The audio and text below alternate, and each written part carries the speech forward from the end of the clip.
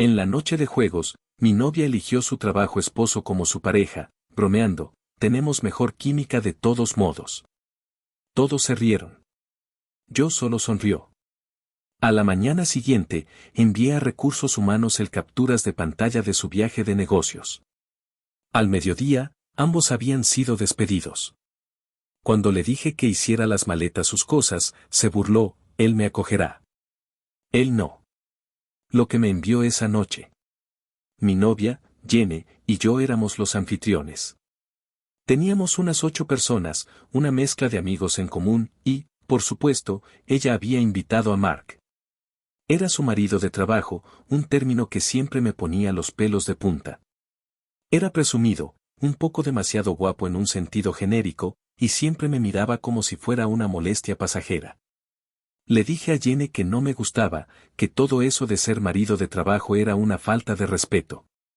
Ella simplemente se rió, diciéndome que me sentía insegura y que su relación era completamente profesional. Dijo que su dinámica era una broma recurrente en la oficina y que les ayudaba a desenvolverse en la política corporativa de su empresa. Llevábamos 2 rondas de juego y mi equipo con Jenny estaba ganando. Luego vino la ronda de intercambio de parejas. El anfitrión, que era yo, debía asignar nuevas parejas para una ronda relámpago. Antes de que pudiera abrir la boca, Jenny se levantó con su copa de vino en la mano.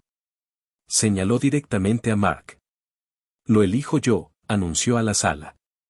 De todas formas, tenemos mejor química. Algunos rieron nerviosamente, pero la mayoría estallaron en carcajadas. Era el tipo de risa que se alimenta de la incomodidad ajena. Todos estaban enganchados a la broma, y la broma era yo. Mark simplemente se recostó en el sofá, con los brazos abiertos y una sonrisa que decía, ¿qué puedo decir? La señora me desea. Vi a nuestra amiga Choe hacerme una mueca de compasión, pero todos los demás seguían el juego. Miré a Jenny, que ya se acercaba para sentarse junto a Mark, con una sonrisita triunfal. El dolor estaba ahí, un golpe seco en las costillas, pero rápidamente fue reemplazado por una calma fría y serena. Simplemente sonreí. Una sonrisa lenta y relajada que no llegó a mis ojos. Muy bien, dije en tono tranquilo. Hay química en equipo. Veamos qué tal. Ganaron la ronda, por supuesto. Estaban tan sincronizados que resultaban irritante, terminando las frases del otro sobre cultura pop e historia. Cada respuesta correcta se acentuaba con un choque a esos 5 que se prolongaba demasiado o con una mirada cómplice. Actuaban para el público, y yo era el tonto al que le estaban dando un espectáculo. El resto de la noche fue un borrón, mientras yo hacía de anfitrión amable, mientras sentía que mis entrañas se congelaban lentamente. Cuando todo terminó y la gente empezó a irse, Jenny seguía emocionada. Me dio un beso rápido y desdeñoso en la mejilla. ¿Verdad que fue divertido?, preguntó sin esperar respuesta. Ella y Mark habían pasado la última hora en un rincón, con las cabezas juntas, mirando su teléfono y riendo. Después de que todos se fueron, limpié la cocina. Jenny fue al dormitorio y la oí hablando por teléfono, en voz baja y riendo. Sabía que le hablaba a él. Esto no era nuevo. Durante los últimos 6 meses, su vida se había enredado cada vez más con las marcas. Empezó con trasnochar en la oficina, luego pasó a llamadas los fines de semana para planificar la estrategia de la semana siguiente. Hace 2 semanas, hicieron un viaje de negocios de 3 días para una conferencia. Al regresar, estaba diferente, más distante, más despectiva conmigo. No paraba de hablar de las bromas del viaje, de la excelente presentación que habían dado, de lo bien que lo habían pasado en el bar del hotel. Tenía la persistente sospecha de que era algo más que un simple vínculo profesional, pero no tenía pruebas. Solo una corazonada y su comportamiento cada vez más irrespetuoso. Esa noche de juegos no fue un error ni un desliz. Fue una declaración. Nos estaba mostrando a mí y a todos nuestros amigos dónde estaba. Y mientras limpiaba los últimos mostradores, decidí que por fin iba a escuchar. Terminé de limpiar y fui a nuestra oficina en casa. En la estantería estaba su vieja tableta. No la había usado en meses, desde que le dieron una nueva en el trabajo. Lo había conectado hacía unos días pensando que podría usarlo para escuchar música en streaming. Lo recogí. Todavía tenía acceso a todas sus cuentas, su correo personal y sus redes sociales. Nunca había invadido su privacidad, ni una sola vez en nuestros 3 años juntos. Pero esa broma pública, esa burla a nuestra relación, había roto cualquier obligación que sentía de mostrarle esa cortesía. Me dije a mí mismo que solo buscaba confirmación de lo que ya sabía. Abrí su Instagram privado, el que tenía para un pequeño círculo de amigos, no el refinado que usaba para un público más amplio. Y ahí estaba. La prueba. Mucho peor de lo que podría haber imaginado. No fue un simple incidente. Fue una galería de su viaje. Fotos de ellos tomados de la mano cenando. Una foto de 2 copas de champán chocando con las luces de la ciudad de fondo, con subtítulos, celebrando una fusión exitosa. Otra. Una selfie de ellos en un spa de lujo, envueltos en batas de hotel, con la leyenda, aprovechando al máximo este viaje de trabajo. Beneficios de la conferencia descabellados. Se me heló la sangre. El spa, el champán, la cena elegante. Sabía con certeza que su empresa tenía una política estricta sobre gastos de viaje. Los empleados recibían viáticos y una lista de proveedores aprobados. Ese spa definitivamente no estaba en la lista. Seguí buscando. Encontré la foto de un recibo de la cena. Un asador elegante. Costó más de 400 pesos. Su comentario a un amigo fue: no te preocupes, solo lo llamamos reunión con un cliente. Mark es un genio con los informes de gastos. Así que no fue solo trampa. Fue fraude. Estaban robando a su empresa y presumían de ello en línea con sus amigos.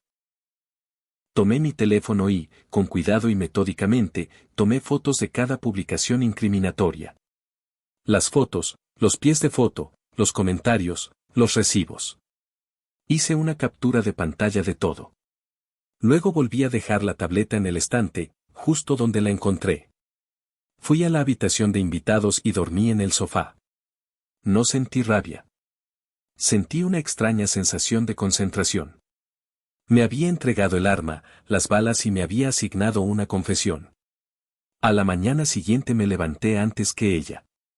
Preparé café, me senté en mi escritorio y redacté un correo electrónico.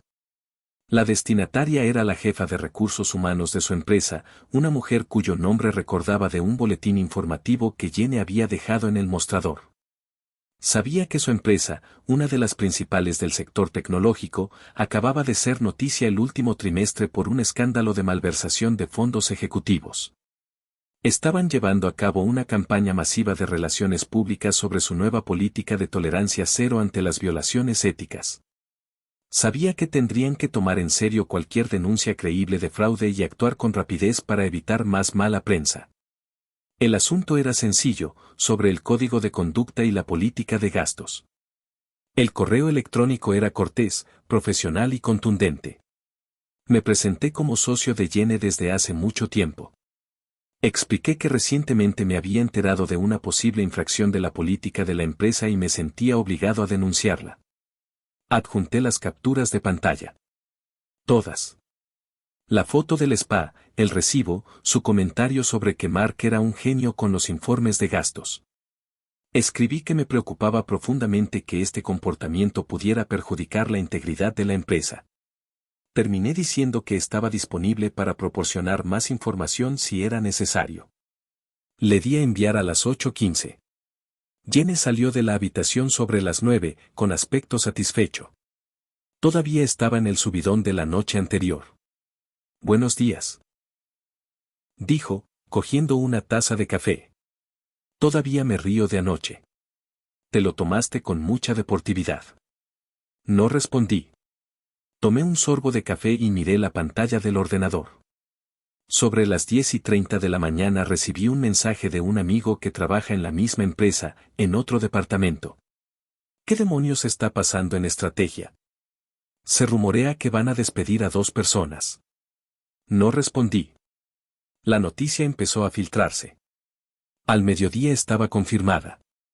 Otro mensaje de mi amiga decía, Jenny y Mark salieron del lugar hace una hora, pasando por seguridad. Laptops, credenciales, todo confiscado. Madre mía. Los habían despedido a ambos. Con la empresa bajo la lupa por mala praxis financiera, mi evidencia era irrefutable y no tuvieron más remedio que dar un ejemplo. Fue un despido inmediato. Sin aviso, sin indemnización. Jenny llegó a casa sobre la 1 de la tarde.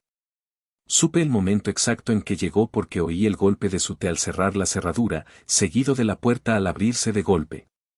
Estaba pálida, con la mirada perdida, mezclada con pánico y furia. Sostenía una caja de cartón con unas plantas de escritorio de aspecto triste y un cuadro enmarcado. «Tú», gritó, señalándome con un dedo tembloroso. «¿Hiciste esto? ¿Cómo pudiste?» Seguí hablando de eso. «No me mientas», gritó. «A Mark y a mí nos despidieron. Dijeron que habíamos recibido una denuncia anónima sobre nuestro viaje. Tenías que ser tú. Eres el único capaz de hacer algo tan odioso». La miré fijamente. «¿Dices que había algo que informar en ese viaje? ¿Algo que te haría despedir?» Su rostro se arrugó. Sabía que no tenía argumentos. La ira se disolvió en lágrimas desesperadas. Fue un error. Solo nos estábamos divirtiendo. Me arruinaste la vida. Mi carrera se acabó. Tú lo hiciste, dije. Mi voz sigue baja. Tú y Mark hicieron trampa y robaron de su empresa. Solo me aseguré de que la gente adecuada lo supiera. Ahora tienes que empacar tus cosas. Dejó de llorar con una expresión de arrogancia pura en su rostro. De hecho, se burló. Un sonido corto, agudo y despectivo. Empaca mis cosas. No seas ridículo. No me voy a ninguna parte. Y aunque lo hiciera, no estaría en problemas por mucho tiempo. Se cruzó de brazos, con una sonrisa de satisfacción de vuelta. Él me acogerá. ¿Lo hará?, pregunté. Claro que sí, dijo ella, rebosante de confianza. A diferencia de ti, él sí se preocupa por mí. Tenemos una conexión real. Tenemos química. Sacó su teléfono y marcó su número, poniéndolo en altavoz para dejar claro su punto. Quería que lo oyera correr a rescatarla. Contestó al segundo timbre, con la voz tensa por el pánico. ¿Jenny? ¿Qué demonios pasa? Mi tarjeta de acceso al garaje no funciona. Nos despidieron, Mark, dijo. Su voz se convirtió en un tono dramático de damisela en apuros. Nos despidieron a los dos. Ese monstruo nos denunció. Hubo un largo silencio de su parte. ¿De qué nos denunciaron?, preguntó con voz repentinamente cautelosa. El viaje, los gastos. No lo sé. Escucha, no importa. Necesito que vengas a buscarme. Me va a echar. Otra pausa, esta vez más larga. Cuando por fin habló, su voz era fría. ¿Cómo iba a saber de los gastos, Jenny?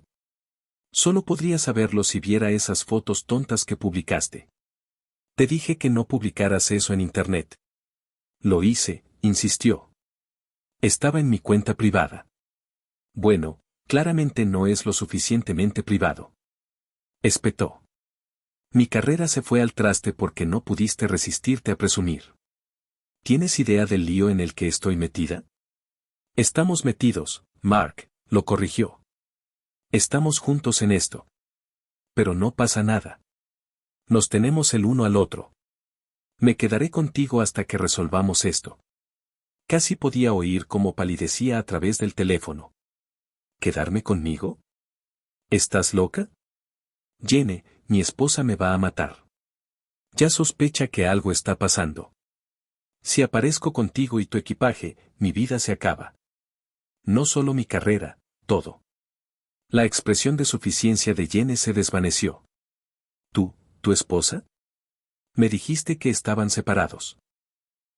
Dijiste que el divorcio era casi definitivo. Bueno, no lo es, replicó. Y no va a entender que me despidan por llevar a mi amante a un día de spa a costa de la empresa. No puedo ayudarte, Jenny. Estás sola. No me vuelvas a llamar. Colgó. El silencio en la habitación era ensordecedor. Jen estaba allí, con el teléfono en la mano. Su rostro era una máscara de incredulidad. La base de su gran plan, la red de seguridad de la que estaba tan segura, acababa de evaporarse. Me miró con los ojos abiertos, con un horror creciente. La realidad de su situación finalmente la golpeaba. Sin trabajo, sin hogar, y el hombre por el que lo había echado todo a perder acababa de revelar que era un estafador casado y mentiroso que no quería saber nada de ella. No dije ni una palabra. Le señalé la caja de cartón vacía que había traído de la oficina. Deberías empezar a empacar ya, le dije. Tienes mucho más que meter ahí de lo que pensabas. Me miró fijamente un momento. Luego se desplomó en el suelo y empezó a sollozar. No las lágrimas falsas y manipuladoras de antes, sino los sollozos horribles y entrecortados de alguien que lo ha perdido todo y sabe que es completamente culpa suya. Fui a la habitación de invitados, cerré la puerta y empecé a recoger las pocas cosas mías que había en la habitación principal. La dejé allí para que guardara los restos de la vida que había destruido con tanta naturalidad. Le llevó horas. La oía moverse por el apartamento, interrumpida por llantos y alguna que otra maldición furiosa y ahogada. Me mantuve alejado de ella. Alrededor de las 6, por fin terminó. 3 maletas y 4 cajas estaban apiladas junto a la puerta. Parecía agotada y destrozada. No me miraba. ¿A dónde irás?, pregunté, no por compasión, sino por la necesidad práctica de saber que se marchaba físicamente de mi propiedad. Mis hermanas, murmuró, mirando al suelo. Por ahora. De acuerdo, dije. La observé mientras forcejeaba para sacar la primera maleta por la puerta. No me pidió ayuda y yo no se la ofrecí. Fue una salida patética y lenta. Cuando por fin se fue, el apartamento se sintió al instante más ligero. La tensión persistente de los últimos meses se había desvanecido con ella. Cerré la puerta, eché el cerrojo y, por primera vez en mucho tiempo, sentí que podía respirar de nuevo. La pelea con nuestro grupo de amigos fue rápida. Chloe, la que me había mirado con compasión la noche de juegos, me envió un mensaje de inmediato. Me enteré de lo que pasó. Me alegro por ti. Lleva meses haciendo estas tonterías. Algunos otros se comunicaron con mensajes similares. Los que más se habían reído con el chiste guardaron silencio de repente. No querían verse asociados con el drama, sobre todo cuando se trataba de trampas y fraudes corporativos. Jenny no solo había perdido su trabajo y a su amante, sino que también había destruido su círculo social. Pasé las siguientes horas recuperando mi espacio. Cambié las sábanas de la cama, saqué sus cosas del baño y borré su perfil de la televisión inteligente. Fue un ritual de purificación. Pedí una pizza, abrí una cerveza y me senté en el sofá, en el glorioso y sencillo silencio de mi casa. No me sentía triunfante. Sentí un profundo alivio. Entonces, alrededor de las 11 de la noche, vibró mi teléfono. Era un mensaje suyo. Casi lo borré sin leerlo, pero me ganó la curiosidad. No era una disculpa. No era una súplica de perdón. Era un derecho puro y sin filtros. Un último vistazo a la mente de alguien que simplemente no podía comprender el concepto de consecuencias. El texto decía, me debes una. Te dediqué 3 años de mi vida. Decoré este apartamento. Ibas a tener que pagarme la compra de un nuevo lugar y mantenerme hasta que encontrara un nuevo trabajo. Mi hermana es asistente legal y dice que tengo derechos. Lo leí 2 veces y ni una sola palabra de arrepentimiento. Solo exigencias. Después de todo lo que había hecho, todavía se veía como la víctima, y a mí como la persona obligada a arreglar el desastre que había causado. No sentí rabia. No sentí nada en absoluto. Bloqueé su número y me fui a la cama. El mejor sueño de mi vida.